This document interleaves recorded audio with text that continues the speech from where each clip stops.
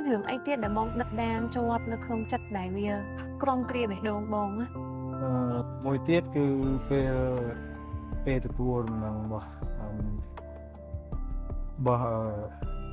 រត់គាត់មានបញ្ហា អូ ព្រោះថាយើងធ្លាប់តែយប់ឡើងអីចឹងគាត់ឆាតជាមួយខ្ញុំគាត់ឆាតអីមកយប់ឡើង1 2 3អីចឹងគាត់ឆាតមកណា ចា ហ្នឹងហើយពេលហ្នឹងពេលដែលខ្ញុំមកឈប់កុងត្រាពេលដែលខ្ញុំចេញពីផលិតកម្មខ្ញុំហ្នឹងមានតែគាត់ទេឆាតមកនិយាយលេងជាមួយថាយើងនៅតែរាប់អានគ្នាបាន ចា មកគាត់នៅតែស្រឡាញ់ខ្ញុំពួកយើងនៅតែរាប់អានគ្នាបានអញ្ចឹងទោះបី យើងទៅដល់ណាក៏ដោយហើយគាត់ឆាតមកទៅខ្ញុំយប់ឡើងគាត់ឆាតមកហើយប៉ុន្តែដល់ពេលថ្ងៃហ្នឹងគឺនិយាយទៅពេលដែលខ្ញុំទទួលបានសារហ្នឹងខ្ញុំផឹកឡើងបើខ្ញុំអត់នឹកស្មានខ្ញុំនៅតែគិតថាវាមិនមែនជាការពិតជាការពិតហើយនឹងគឺជាពេលមួយដែលខ្ញុំសោកស្ដាយ